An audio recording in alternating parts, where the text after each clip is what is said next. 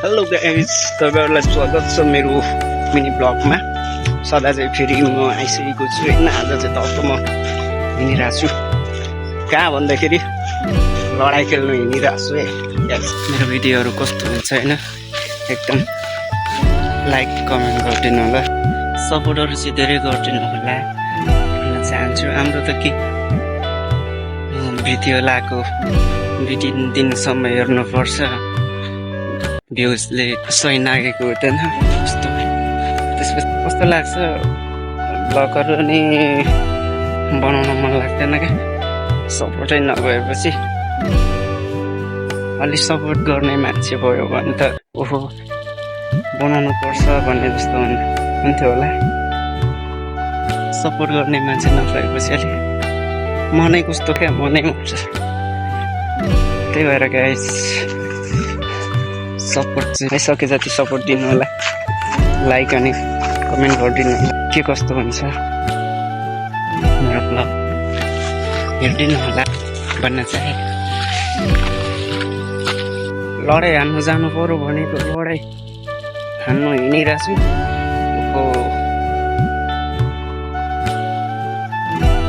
पानी त के हो, पर्ला जस्तो छ। त्यो त यतिकै हुन्छ कि क्या हो। गाई चाहिँ यस्तो छ है, गाउँघरमा के गर्नु र दाल शर्मालाई यस्तो गर्नुपर्छ, यस्तो नगरी हुँदैन होइन। गाई मेरो पछाडि पुरै 16 लिटरको एमो भरिरहेछ। 16 लिटरको एमो ल्याएछ।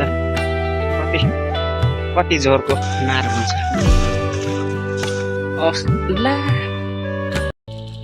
उतादेखि त पानी पो आइसकेको रहेछ त।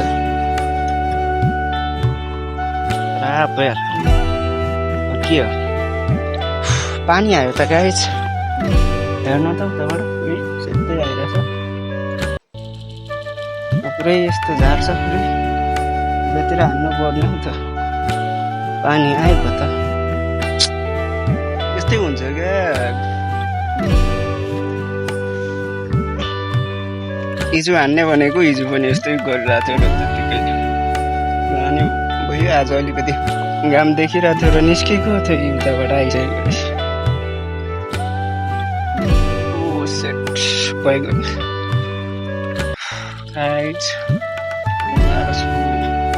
अब यतिकै हानौँ भने अहिले पानी परेर सबै पखाल्ला, नहानौँ भने 6-7 गतितिर दाल सर्नु पर्ने हुन्छ, यहाँ जोड्नु पर्ने हुन्छ। भिजो भन्ने कुरो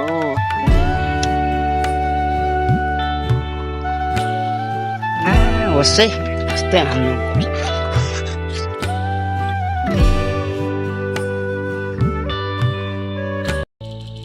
अन्त गाइस जोर भएपछि तर यहाँ मैले आज औषधि मिलाउन नि जाने छैन। कस्तो हुन्छ कुनी यार, झोर नि मर्छ, मर्दैन। झोर मरेन भने त बिजोग हुन्छ त।